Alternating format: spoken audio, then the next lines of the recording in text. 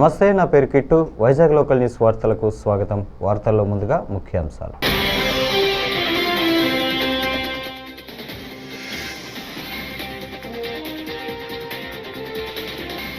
భవిష్యత్తులో ఎవరొచ్చినా రాజధాని అమరావతిని మార్చలేరు, మంత్రి లోకేష్.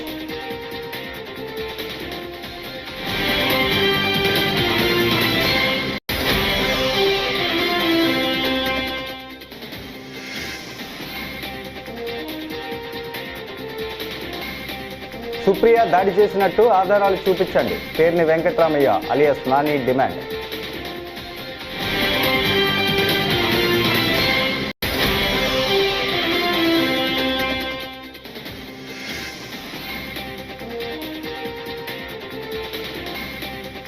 రాష్ట్ర విభజనలో కాంగ్రెస్ బాధ్యతగా వ్యవహరించలేదు, పవన్ కళ్యాణ్.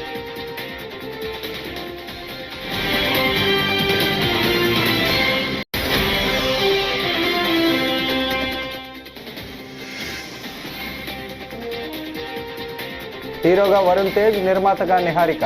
బరికి పవన్ కళ్యాణ్ క్లాప్.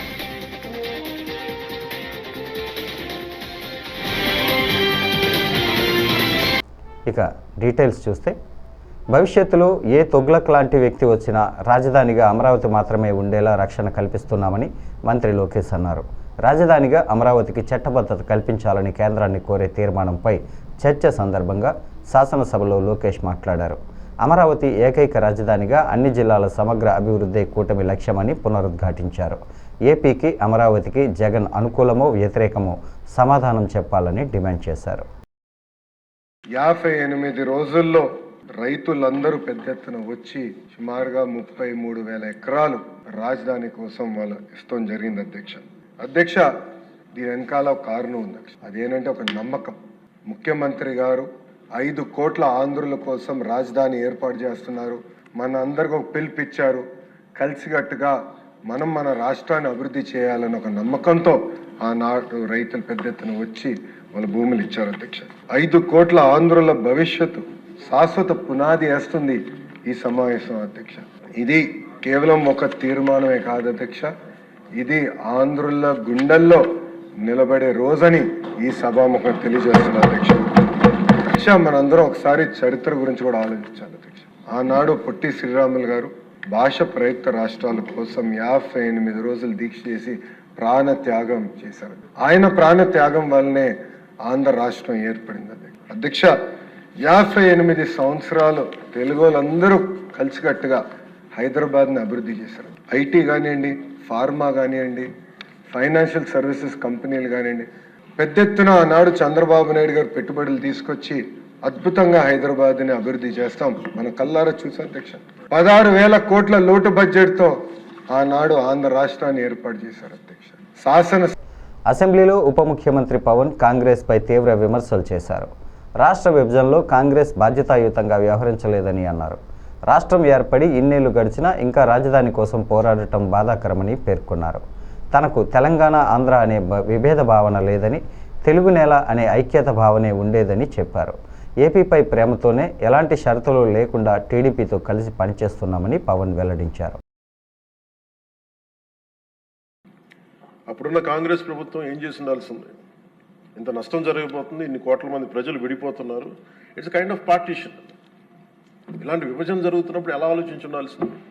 బాధ్యతగా అప్పుడున్న కేంద్ర ప్రభుత్వం కానీ, కాంగ్రెస్ లెడ్ యూపీఏ కేంద్ర ప్రభుత్వం కానీ విభజించిన విధానం కానీ, అలాగే మనోహర్ గారు ఆ రోజున సభలో ఆయన సభాపతిగా ఉండి, సభాపతి స్థానంలో ఉండి ఆయన ఆధ్వర్యంలో జరిగిన అంటే మొత్తం పెట్టిన బిల్లు కూడా,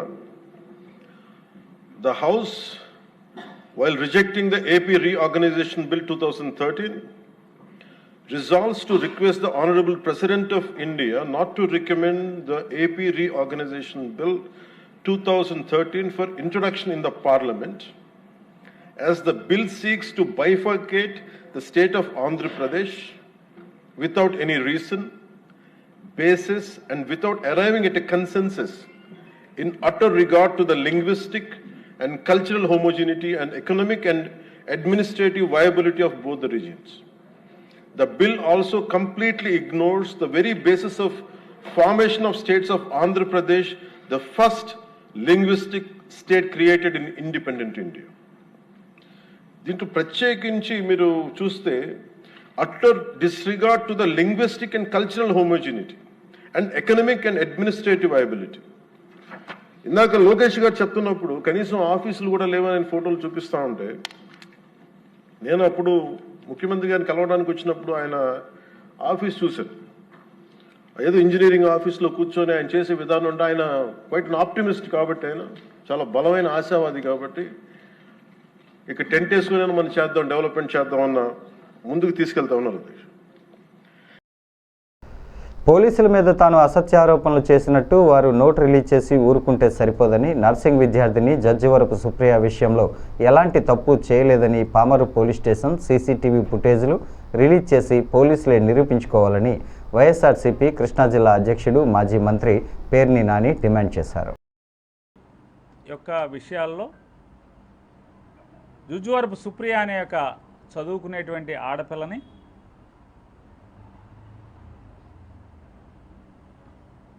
ఒక ఫాల్స్ కేసు 307 పాత సెక్షన్ అంటే హత్యాయత్నం కేసులో రిమాండ్లో ఉంచితే జైలుకి వెళ్ళి పామరు మాజీ శాసనసభ్యులు కైలే అనిల్ కుమార్ గారు, నేను, అలాగే ఆ జుజ్జువరపు సుప్రియ గారు అయినటువంటి వారి తండ్రి జుజ్జువరపు చిన్ని ముగ్గురం కలిసి జైల్లో పరామర్శించి ఆ అమ్మాయిని ఏం జరిగిందని విచారణ చేసుకున్నాం. ఏం జరిగిందని విచారణ చేసుకుంటే ఆ అమ్మాయి ఏం చెప్పిందో, లేదా బయట తల్లిదండ్రులు, ఆ రోజు తల్లిదండ్రులు కానీ ఆ తేజ కానీ ఆ సంఘటనలో ఉన్నటువంటి వారిని విచారించి మొత్తం అందరూ చెప్పిన దాని మీద దాంట్లో వాస్తవాలు ఏం కనపడి నేను మీడియాతో మాట్లాడాను. మీడియాతో మాట్లాడితే సాయంత్రం 4 గంటలకి నేను పామరు సిఐ సుభాకర్ గారు, పామరు ఎస్ఐ భాస్కర్ గారు ఎలా బిహేవ్ చేశారు, తర్వాత కోటేశ్వరమ్మ గారు అనేటువంటి ఒక హోంగార్డ్ గారిని సిఐ గారు ఆ అమ్మాయిని పట్టుకోమని చెప్తే, సుప్రియాని పట్టుకుని ఈడ్చుకురమ్మని చెప్తే ఆ అమ్మాయి హోంగార్డ్ గారు ఎలా ఆ అమ్మాయిని పట్టుకున్నారు అని చెప్పాను. చెప్పి ఎస్పీ గారికి కూడా నేను రిక్వెస్ట్ చేశాను, అయ్యా మీ నాయకత్వంలో మీరు సెలవులో ఉన్నట్టున్నారు, మీరు సెలవులో లేకుండా మీరు ఉద్యోగంలో ఉండుంటే కనుక ఇది జరిగేది కాదేమో, ఎందుకంటే మీరు యువకుడైన. అసెంబ్లీలో మంత్రి అచ్చెన్నాయుడు సంచలన వ్యాఖ్యలు చేశారు. మండలి గ్యాలరీకి వెళ్తే చంద్రబాబును అనరాని మాటలు మాట్లాడారని, తిట్లు తిట్టారని అన్నారు. ఆ రోజు గన్ను ఉంటే వాళ్ళని కాల్చేయాలని అనిపించిందన్నారు. ఆ మాటలు వినడానిక రాజకీయాల్లోకి వచ్చామా అని తెలిపారు. శాసన మండలిలో లైట్లన్నీ ఆపేశారు. మేమందరం బాబు గారు ఛాంబర్లో కూర్చున్నాం. పోనీ శాసన మండలిలో లైట్లు ఆపేశారు, తర్వాత మా ఛాంబర్లో లైట్లు ఆపేశారు, టీవీ ప్రచారాలు ఆపేశారు. అసలు ఏం జరుగుతుందో మాకు సమాచారం లేదు. సార్ అన్నారు ఒకసారి వెళ్ళి మనము గ్యాలరీకి వెళ్దామంటే గ్యాలరీకి వెళ్ళాము అధ్యక్ష. నరక యాతన అధ్యక్ష. ఆయన ఓపిక నేను జవహార్ అధ్యక్ష. మనస్ఫూర్తిగా ఆయన అంత ఓపిక ఎవరికీ రాదు.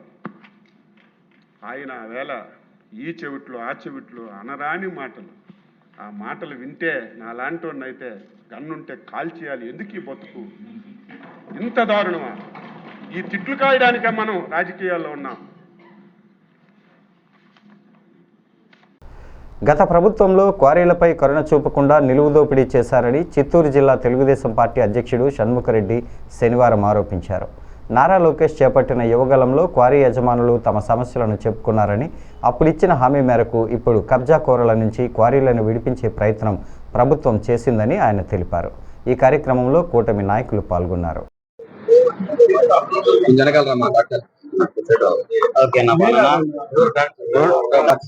2019 నుండి 2024 వరకు రాష్ట్రంలో మైనింగ్ల మీద దాడులు ఎలా జరిగాయో మీరంతా ఒకసారి చూసుంటారు. ఎందుకంటే గతంలో ఈ యొక్క 5 సంవత్సరాల్లో వైసీపీ యొక్క ఎమ్మెల్యేలు, మంత్రులు ఏదైతే మైనింగ్ దారులు ఉన్నారో వాళ్ళు యజమానులను బెదిరించి దౌర్జన్యం చేసి ఆనాడు పెద్దిరెడ్డి రామచంద్రారెడ్డి గారి చిత్తూరులో ఉన్నటువంటి వైసీపీ ఎమ్మెల్యేలు గతంలో క్వారీల మీద దండయాత్ర చేశారు. ఏది అక్రమాలు చేశారు, అక్రమాలు దౌర్జన్యాలు చేసి వారి దగ్గర ముడుపులు ఇస్తే ఆ రోజు మైనింగ్ నడిపించినటువంటి సందర్భం. అదే కాకుండా కొంతమంది మరీ ఒక అడుగు ముందుకేసి మైనింగ్ మొత్తాన్ని పీక్కున్నటువంటి చరిత్ర. అందులో ముఖ్యంగా పెద్దిరెడ్డి రామచంద్రారెడ్డి గారి, అదే విధంగా కేఆర్జే భరత్, తర్వాత వెంకట్ గౌడ్ గారు, మీరంతా చూసుంటారు. ఆ రోజు ఏదంటే మైనింగ్ లో వాళ్ళు అక్రమాలు చేస్తే అవన్నీ వీడియోలు కూడా బయటపడ్డాయి. కానీ వారి ప్రభుత్వానికి మా ప్రభుత్వానికి తేడా చెప్తున్నా. ఎందుకంటే వాళ్ళు గతంలో మైనింగ్ మొత్తాన్ని ఆక్యుపై చేసుకుని దౌర్జన్యం చేసిన చరిత్ర ఆ రోజు వైసీపీ ప్రభుత్వంలో ఉన్నటువంటి ఎమ్మెల్యేలది. కాబట్టి ఈ రోజు వారి మీద మేము ఎంక్వైరీ కూడా వేసున్నాం. ఖచ్చితంగా వారు ఏదైతే 5 సంవత్సరాల్లో వైసీపీ ఎమ్మెల్యేలు చేసిన దౌర్జన్యాల మీద, దండయాత్రల మీద, అదేవిధంగా ముడుపులలో వాళ్ళ మీద ఒక కమిషన్ కూడా వేశాం. ఖచ్చితంగా ఏదైతే వాళ్ళు అక్రమాలు చేశారో అదంతా బయటపడుతుంది. ఎవరైతే ఆ రోజు దౌర్జన్యం చేసి ముడుపులు తీసుకున్న ఎమ్మెల్యేల మీద ప్రత్యక్షంగా వారికి శిక్ష కూడా ఉంటుంది తప్పకుండా.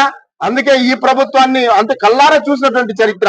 ఆ రోజు మేము పాదయాత్రలో, యువగాలం పాదయాత్ర, నారా లోకేష్ గారి పాదయాత్రలో ఇవన్నీ మొరపెట్టుకున్నటువంటి సందర్భం. యజమానులు సైతం ఆయన దగ్గరికి వచ్చే, అయ్యా మా క్వారీని వాళ్ళు అక్రమంగా, అన్యాయంగా, దౌర్జన్యంగా స్వాహా చేసుకున్నారు, మేము అడిగితే మమ్మల్ని కొడుతున్నారు, అక్రమ కేసులు పెడుతున్నారు, లక్షల కోట్లు పెనాల్టీ వేస్తున్నారు, దౌర్జన్యంగా మేము న్యాయపరంగా చేస్తున్నటువంటి క్వారీలు కూడా. బరి సినిమాతో బరిలోకి దిగనున్నారు వరుణ్ తేజ్. ఆయన హీరోగా యదువంశీ దర్శకత్వంలో ఈ చిత్రం రానుంది. పింక్ ఎలిఫెంట్ పిక్చర్స్ బ్యానర్పై నిహారిక ఈ సినిమాను నిర్మిస్తున్నారు. నేడు ఈ చిత్రం పూజా కార్యక్రమాలతో ప్రారంభమైంది. ఏపీ డిప్యూటీ సీఎం ప్రముఖ నటుడు పవన్ కళ్యాణ్ బరికి క్లాప్ కొట్టి సినిమాను ప్రారంభించారు. ప్రస్తుతం దీనికి సంబంధించిన విజువల్స్ సోషల్ మీడియాలో వైరల్గా మారాయి.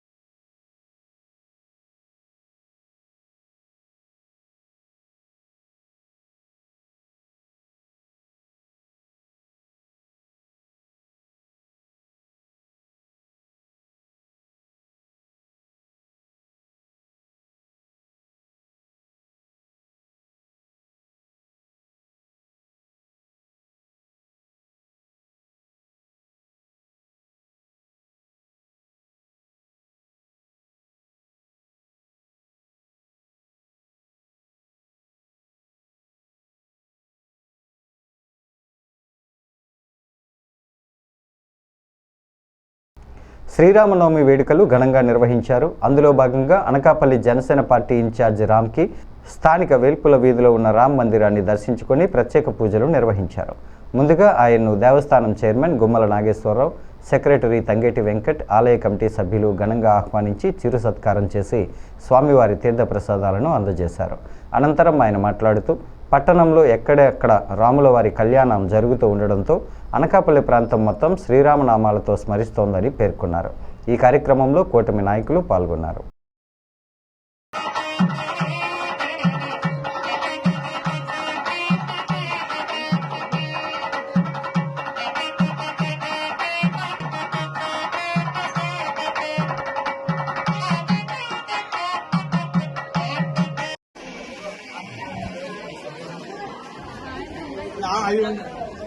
ఓకే ఓకే అండి.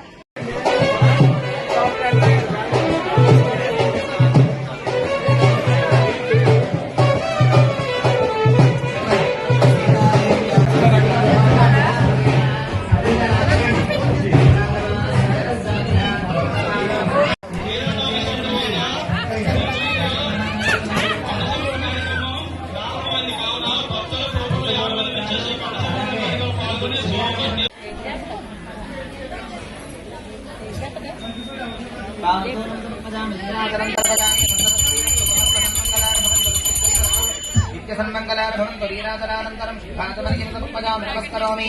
గోవింద గోవింద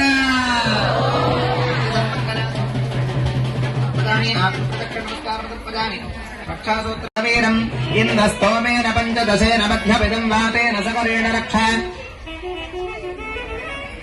రక్షాసూత్రధారణ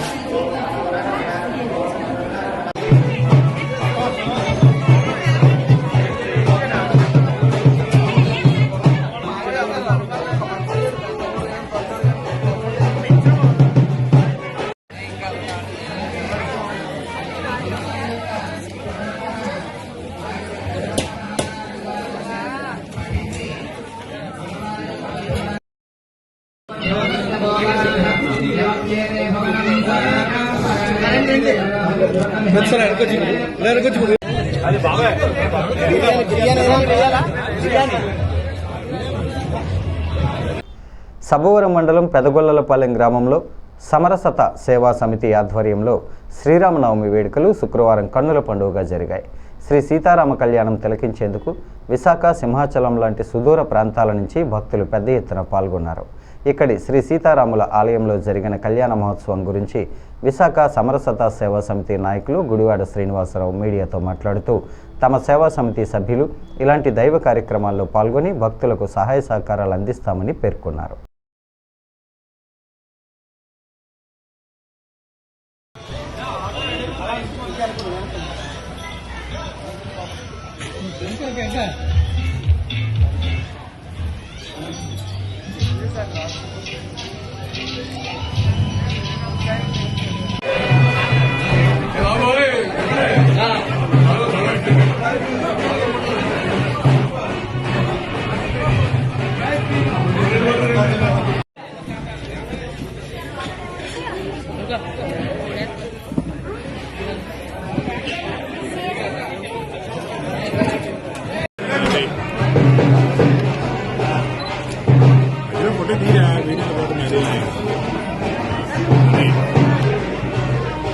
అయిపోయింది కదా దాని చాలు.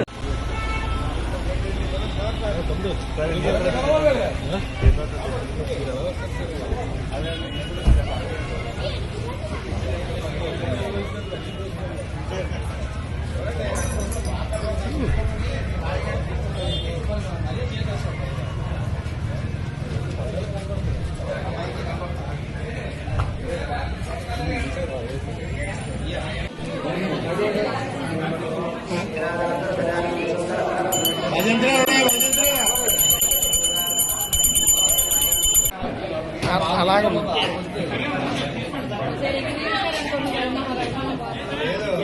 రామాలయంలో కళ్యాణం రోజే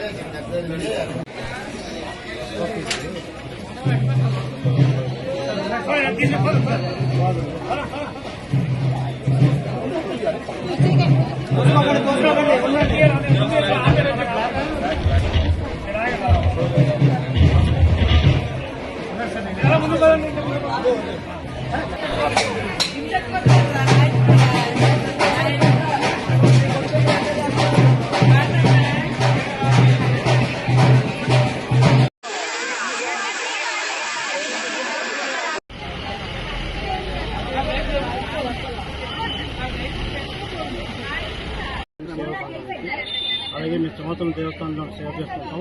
అలాగే శ్రీ కనకమల్లి దేవస్థానంలో సేవ చేస్తుంటాం. రెగ్యులర్ కింద 360 రోజులు సేవ చేస్తుంటాం. అక్కడ పడలేదంటే కనకమల్లి గుడిలో సేవ చేస్తుంటాం. ఇది కాకుండా ఇంకా పెద్ద గొల్లలపాలెం సబ్బవరం మండలంలో ఇక్కడ రావుగోలు పూజలు జరుగుతున్నాయి. ఆ పూజకి మేము హాజరయ్యాము. మా సేవకులందరితో పాటు మేము వచ్చాం. అందులో దగ్గర 60-70 మంది వచ్చే సేవకులు వచ్చి సేవ చేయడానికి వస్తాము. ఇది కాకుండా ఊరి పెద్దలందరికీ ముందు నమస్కారాలు. పెద్దలందరికీ ఈ అవకాశం ఇచ్చినందుకు పెద్దలందరికీ ధన్యవాదాలు. ఏ కార్యక్రమం కన్నా ఎక్కడికైనా రావాలన్నా మా సేవకులందరూ ముందు పంపిస్తుంటాం. మా పిల్లలు రావడం పంపిస్తాం. ఇదే కాదు, ఎక్కడైనా ఏ కార్యక్రమాలైనా, ఏ ఊళ్ళో పండుగలైనా, ఏ ఊరు పూజలైనా మేము వస్తుంటాం. దయచేసి ఈ అవకాశం ఇచ్చినందుకు కోరుకుంటున్నాం అందరికీ. అదే ఈ టీవీ వాళ్ళకి అందరికీ ధన్యవాదాలు.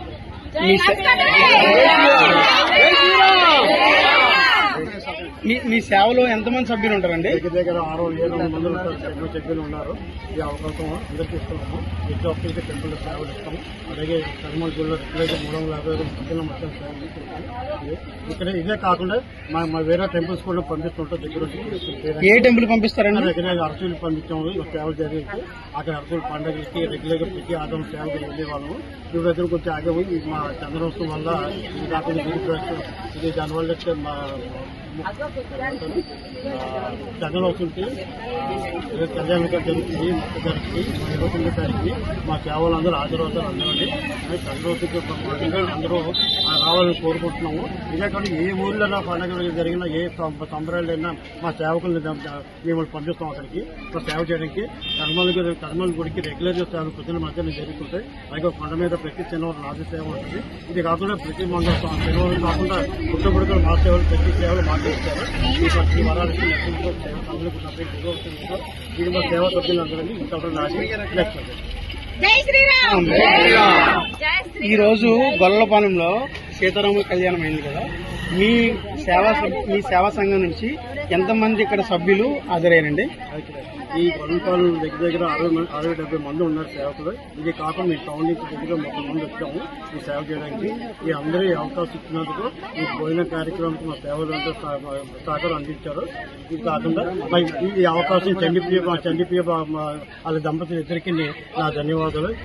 రాధారంగ మిత్రమండలి విశాఖ నూతన అధ్యక్షుడిగా నన్ను నియమించడం ఆనందంగా ఉందని, ముఖ్యంగా 2 రాష్ట్రాల అధ్యక్షుడు బుల్లెట్ ధర్మారావుకు కృతజ్ఞతలు తెలుపుకుంటున్నానని విశాఖ జిల్లా అధ్యక్షుడు గేదెల మురళీకృష్ణ సంతోషం వ్యక్తం చేశారు. స్థానిక కుమారి కళ్యాణ మండపంలో ఆయన స్థానిక రాధారంగ మిత్రమండలి సభ్యులు మురళీకృష్ణను సాలువా కప్పి అభినందనలు తెలిపారు. ఈ సందర్భంగా మురళీకృష్ణ మాట్లాడుతూ, రాధారంగ మిత్రమండలి బలోపేతం చేయడానికి తన వంతు కృషి చేస్తానని, 3వ తేదీన జరగబోయే సమావేశాన్ని రాధారంగ అభిమానులు, స్నేహితులు జయప్రదం చేయాలని మురళీకృష్ణ పిలుపునిచ్చారు.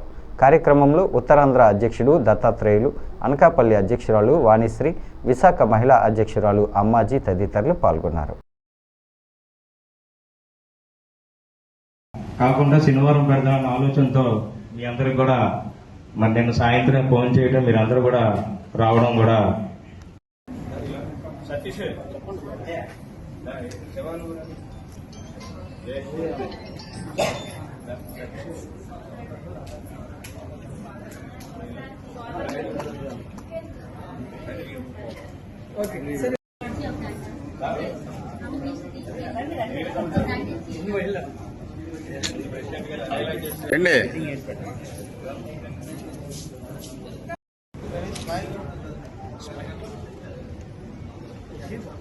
బాగా చూస్తాడు. మీకు ఏం పర్లేదు, చాలా బాగా చూసుకుంటాం.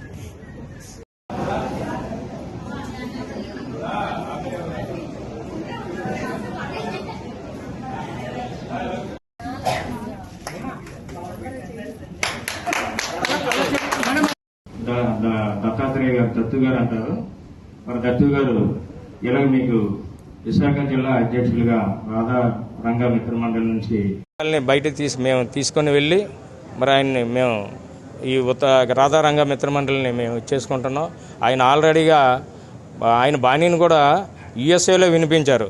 రంగా గారి అభిమానిగా, రంగా గారిని అన్న అని పిలుస్తారు. ఈయన అన్నదమ్ముల్లాగా ఉంటారు. మరి అలాంటిది మంచి వ్యక్తికి ఎప్పుడు కూడా మంచిగా జరగాలని, ఆయన ధర్మారావు గారు ఇలాంటి మాలాంటి వ్యక్తుల్ని ప్రోత్సహించాలని ఇంకా మరి కొన్ని జిల్లాల్లో వేయవలసినవి ఉన్నాయి. సుమారుగా 175 జిల్లాల్లో చాలా జిల్లాల్లో వేశారు మహిళా మండలిని, మహిళా అధ్యక్షురాలని, అలాగే జిల్లా అధ్యక్షులను కూడా వేయడం. మరి అలాగే కమిటీలను కూడా ఎవరైతే వేస్తున్నారో ఆ కమిటీలను అందరినీ కూడా బలోపేతం చేసి అన్ని కులాలకి మతాలకి అతీతంగా అందరం కూడా కలుపుకొని మేము పనిచేస్తూ కమిటీలో కూడా అన్ని కులాలకి కూడా ఇప్పుడు ఉత్తరాంధ్ర ప్రధాన కార్యదర్శిగా వాణిశ్రీ, 2 రాష్ట్రాల అధ్యక్షులు బుల్లెట్ ధర్మారావు గారు నన్ను అనకాపల్లి జిల్లా అధ్యక్షురాలుగా నియమించడం జరిగింది. మా మహిళా మండలి సభ్యులందరూ తరపున రంగా గారి ఆశయాలను బలోపేతం చేస్తూ ముందుకు సాగుతామని తెలియజేస్తున్నాను. ప్రముఖ వ్యాపారవేత్త ఎంవీఆర్ రాకతో బీజేపీలో సందడి. ఈ నేపథ్యంలో పట్టణంలో స్థానిక చదువుల వారి వీధి బీజేపీ కార్యాలయంలో జిల్లా అధ్యక్షుడు ద్వారపూడి పరమేశ్వరరావు ఆధ్వర్యంలో బీజేపీ కార్యకర్తలతో పరిచయ వేదిక ఏర్పాటు చేశారు. వేదికలో ఎంవీఆర్ పాల్గొని ఒకరినొకరు పరిచయం చేసుకుని మండలాల్లో నిర్వహిస్తున్న బీజేపీ సమావేశాల్లో ప్రతి కార్యకర్త పాల్గొని పార్టీని మరింత బలోపేతం చేసి ముందుకు తీసుకెళ్లాలని పేర్కొన్నారు. అనంతరం జిల్లా అధ్యక్షులు పార్టీ నాయకుల చేతుల మీదుగా ఎంవీఆర్ను సాలువతో సత్కారం చేశారు. ఈ కార్యక్రమంలో బీజేపీ నాయకులు, ఎంవీఆర్ యువసేన సభ్యులు తదితరులు పాల్గొన్నారు.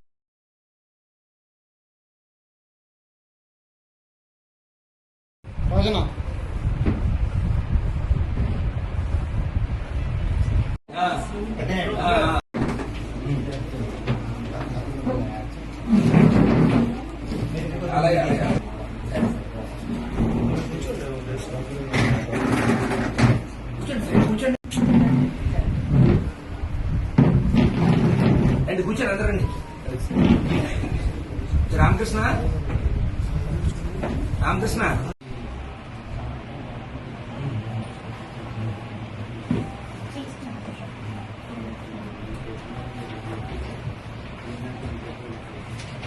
లెవెల్లో ప్రతి మండలంలోని ప్రతి గ్రామంలోని తనకంటూ కొంతమంది మనుషులు ఉన్నారు వెంకటేశ్వర గారికి.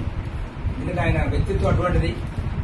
అనేక రకాలైన సేవా కార్యక్రమాలు చేస్తూ అనేక మందిని అభిమానులుగా సంపాదించుకున్నారు ఆయన. కాబట్టి ఆ అభిమానులు అందరూ కూడా ఈవేళ భారతీయ జనతా పార్టీలో చూస్తున్నారు. అందరూ కూడా భారతీయ జనతా పార్టీలో చేరతామని ముందుకు వస్తున్నారు. చాలా సంతోషం. ఈ రకంగా జిల్లాలో భారతీయ జనతా పార్టీ బలపడడం అనేది మనందరికీ కూడా హర్షించదగిన విషయం. ముఖ్యంగా జిల్లా భారతీయ జనతా పార్టీ అధ్యక్షుడిగా నేను ఆ రకమైనటువంటి ఒక ప్రక్రియ, జిల్లాలో పార్టీ బలపడడం అనేటువంటి ప్రక్రియ ఇంతకుముందు ఆడారి ఆనంద్ గారు పార్టీలోకి వచ్చినప్పుడు కానీ, అంతకుముందు సీఎం రమేష్ గారు ఇక్కడ ఎంపీ అభ్యర్థిగా మన అనకాపల్లి నియోజకవర్గం రావడం, సో వారు కూటమిగా 3 పార్టీలతో కలిసి పనిచేసి ఎంపీగా వారిని గెలిపించుకోవడం, ఇదంతా కూడా మన అందరం ఆనందించదగినటువంటి విషయం. అలాగే ఆడారి ఆనంద్ గారు పార్టీలో జాయిన్ అయిన తర్వాత జిల్లాలో కొన్ని ప్రాంతాల్లో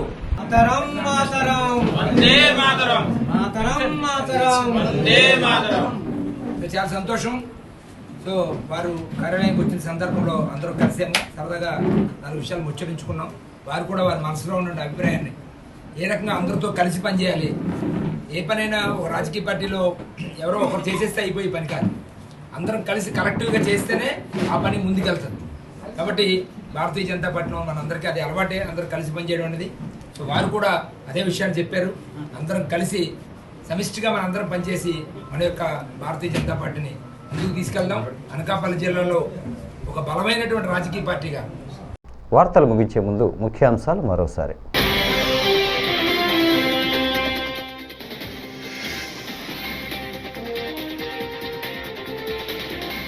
భవిష్యత్తులో ఎవరొచ్చినా రాజధాని అమరావతిని మార్చలేరు, మంత్రి లోకేష్.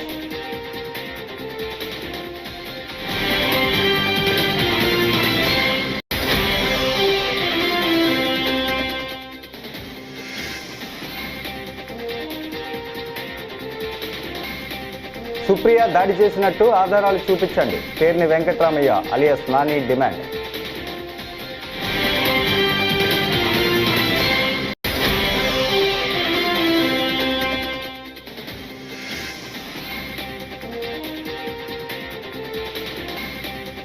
రాష్ట్ర విభజనలో కాంగ్రెస్ బాధ్యతగా వ్యవహరించలేదు, పవన్ కళ్యాణ్.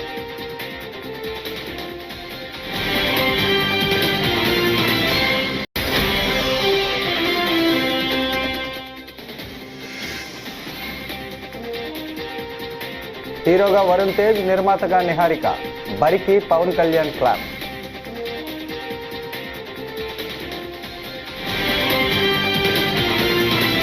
ఈ వార్తలు ఇంతటితో సమాప్తం. తిరిగి మరో తాజా బులెటిన్లో కలుసుకుందాం. అంతవరకు సెలవు, నమస్కారం.